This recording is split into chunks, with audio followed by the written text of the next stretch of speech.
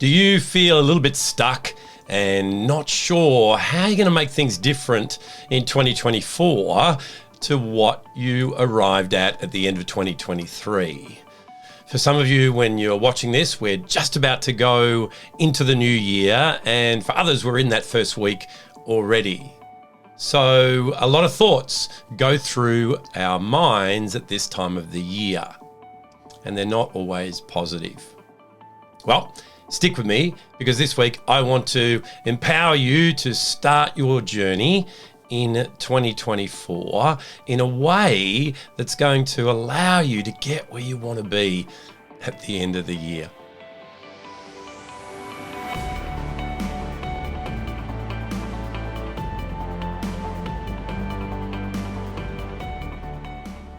Hi, this is Grant Herbert, VUCA Leadership and Sustainable Performance Coach, and today I want to start off working with you for 2024 by helping you to repack your bags for the journey ahead. Christmas and the holiday season is a terrible time for a lot of people. It's supposed to be a time that's joyous and a time of relaxation and refreshing, but the challenge is what most people do who are human beings, that are emotional beings, that have identities based around who they believe they're not, as well as who they believe they are, chasing those three universal fears away of not being enough, not being someone who belongs, and not being loved. With all those things going on, when people stop and look at where they've come in their journey, particularly over a year, they can get stuck in the negative, stuck in what I didn't get done, what went wrong, what happened to me that wasn't what I wanted to happen. Now, the challenge with that is if we step into the new year with that same mindset and that only being the data that we bring into the equation, then we are not empowered to go where we need to go, to do what it is that we need to do, to become who we need to become, so that at the end of 2024, it's a different story. I know in my own life, year in, year out, the same challenges came along with me because I didn't unpack them out of my bag. I just took the same bag on every journey. The bag was filled with my doubts, with my fears, with my failures, and they were weighing me down. I like to do an exercise when I work with clients in a workshop around this, and we get some bricks and a backpack, and each of the bricks that we have that we put into our backpack represent those fears, those uncertainties, those failures, those things that you're ruminating on that are holding you back. Those things that are in the past that are great to teach us things, but if we carry them around all the time, it's a little bit exhausting. And when we are exhausted in our mind, in our body, in our emotions, we're not able to be who we could be when we're being at our best version of ourselves. Remember, we're not talking about perfection. That's never going to happen. We're talking about being the best version that you can be right now. Being teachable and open to shifting and changing and adjusting. Looking at mistakes is a good thing because they teach what not to do moving forward. Looking at wins in a certain way that say, that's great, but I'm not just going to let that work on that approval addiction to go, oh, I did that, so now I'm good enough. No, what I'm going to do is I'm going to look at what was it that I did differently that enabled me to get that result. I'm pretty passionate, as you can see, about this because I know with the clients I work with, it doesn't matter where they are in the world, they go through this challenge. And one of the things that they do, because they have some time off over Christmas, is they ruminate on these things. I don't like being gender specific, but I do find that men do this a lot. They judge themselves based on where they were last year, and it doesn't look like they've gone any further, so they're down on themselves. And I know that ladies do that as well.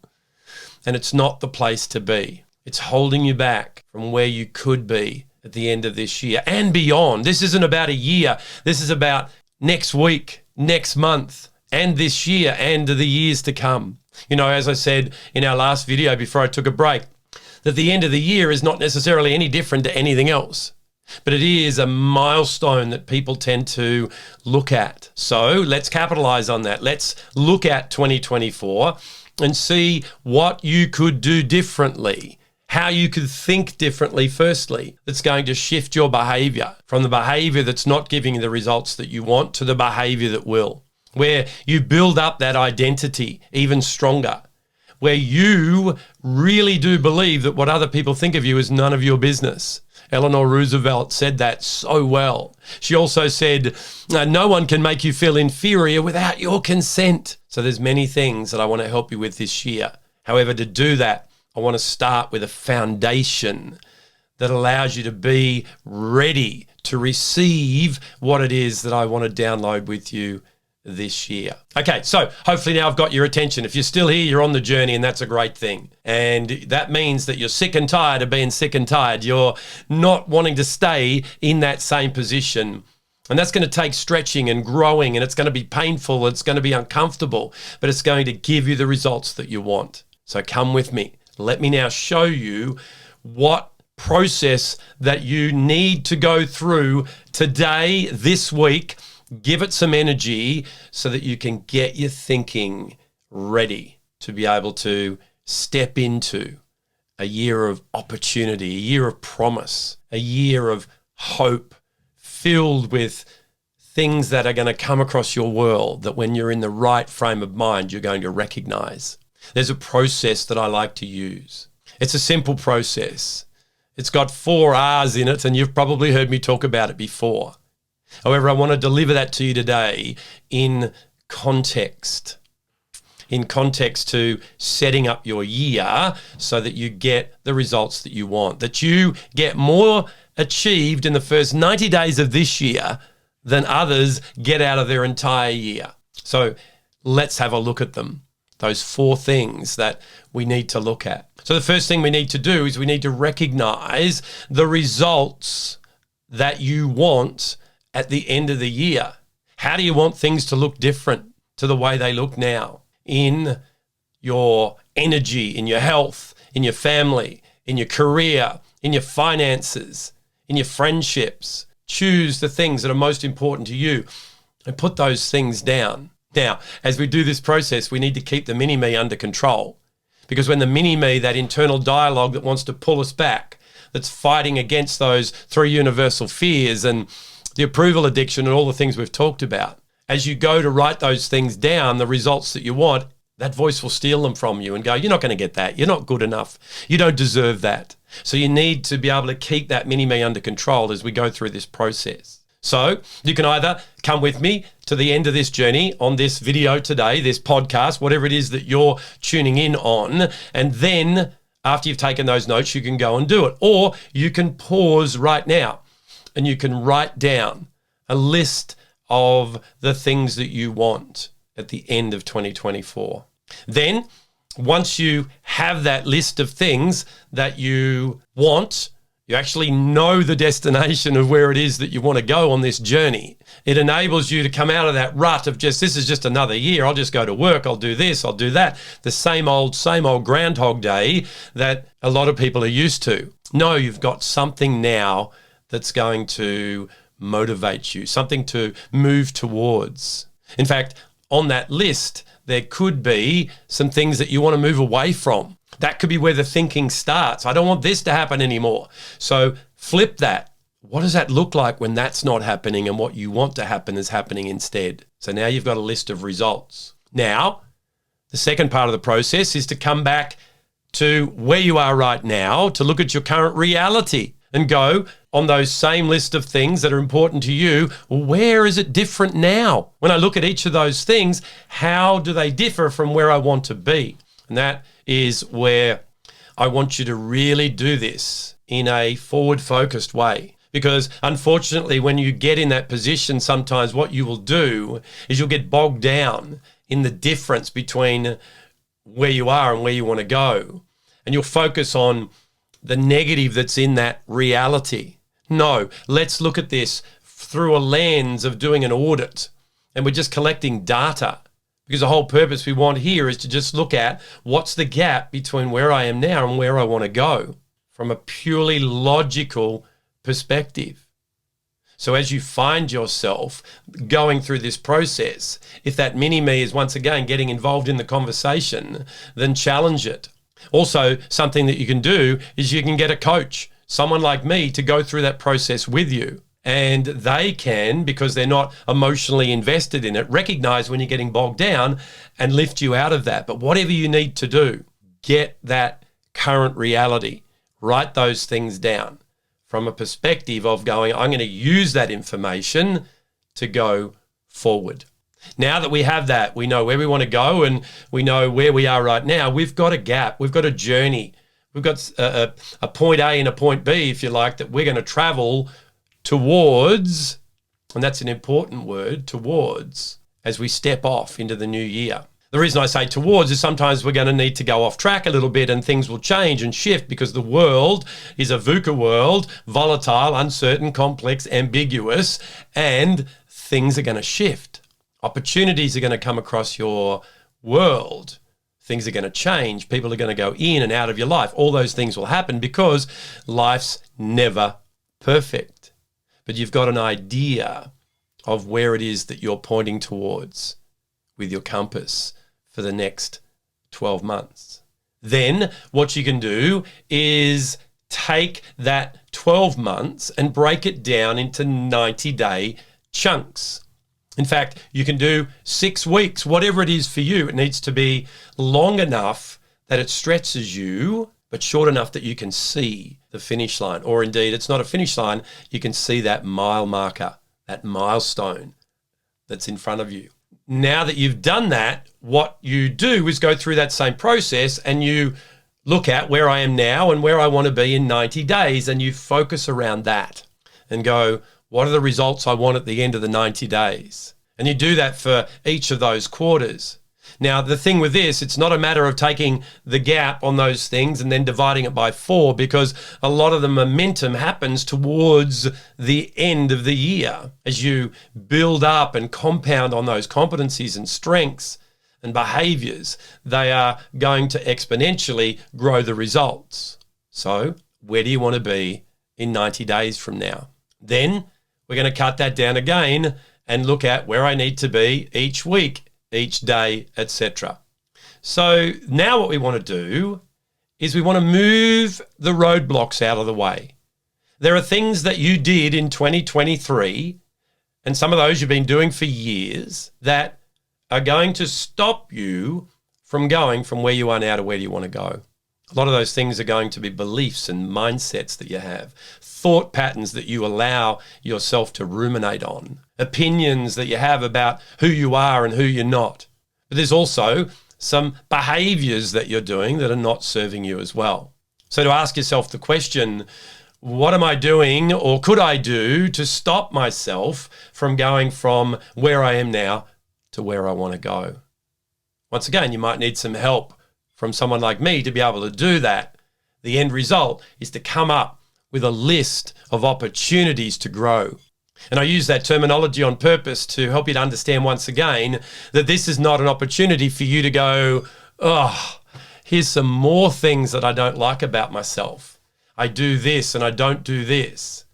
And these things are things that I always do, and that sort of language. No, what that's going to do is keep you anchored to where you are. You've got to be able to cut that off. You've got to make a decision to change, and to do that, you're going to need to leave some of those thoughts behind. By identifying the roadblocks, what you're doing is going, well, what do I need to work on? In my journey of personal and professional development this year, what are the things that I'm going to work on?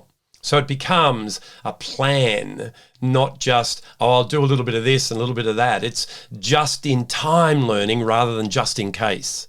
It has a purpose. And then the fourth R that we need to look at is resources. So what are the resources that I need to add, that you need to add to be able to overcome those roadblocks so you can go from where you are now to where you want to go? Some of those resources could be books that you need to read. It could be programs that you need to put yourself into. It could be daily habits that you need to bring into your life that are not the negative ones that are there right now. It could be around building up your self-talk. It could be a list of affirmations. And once again, those things can be worked out with a coach to make sure that for each of those roadblocks, you have several resources that you can employ. You see, if we look at a journey on the road, if there's a roadblock in the way, then what they need to do, if there's a tree that's full on the road, is they need to have chainsaws and wood chippers and trucks and people and whatever to get that stuff off the road. They are the resources that they need to use. And that's exactly what we're doing here. So if one of the roadblocks is I'm always beating up on myself, then one of the resources could be a list of positive affirmations that I'm wanting to believe about myself, and I'm going to read them 3 times a day. So there's many things that you could do. If one of the roadblocks is I don't yet have this particular knowledge as part of my career technical skills, well, one of the resources is to get that knowledge. So if you are constantly procrastinating on things and you have great intentions to do things, but you don't have the support and accountability to actually keep you on track, then one of the resources that you could employ is a coach. You could get me involved in what it is that you're doing. And if I'm not the right fit, I can help you to get the right one. So 4 R's, starting with results. Where do I want to go? Reality. Where am I now? Roadblocks. What am I doing to stop myself from getting there? And resources. What can I employ to get those roadblocks finally out of the way so that I can go from where I am now to where I want to be at the end of 90 days and at the end of the year and beyond. The key to this is the way you think when you go through this process. You've got to be able to use that forward focus reflection. I've talked about this before, where you are in a car and you've got the big sheet of glass in front of you. That's the windscreen or the windshield, some people call it. And then you've got that small piece of glass, which is the rear view mirror, that every now and then you pop up and have a look at, just to see where you've come, to see what's coming up from behind. When you go through this process, what you want to do is make sure that most of your vision is looking out the windscreen, out the front, where you're going. Because if you get stuck on looking in the rear vision mirror, where you've been, where you're not good enough, etc., all those things that you tell yourself, then 2 things are going to happen. You're going to run off the road and you're not going to get to where it is that you want to go. So while most people are contemplating New Year's resolutions that they don't keep 2 weeks down the track, or beating themselves up and thinking, well, it's a waste of time, me even trying, you and I are going on a different journey because we've planned to get where we want to go. So use those 4 R's. And I'd love you to connect with me and tell me what they are. Whether you're watching this on YouTube or you're listening on the podcast or somewhere on LinkedIn or some other social media, get in the conversation with me. And then you and I are going to be ready for the continuation of our development in those 9 crucial shifts in our leadership, in our emotional intelligence, all the things that I want to help you with again this year. Well, that's it from me for the first week of the year. Join me again next week as we continue this conversation. I'll see you then.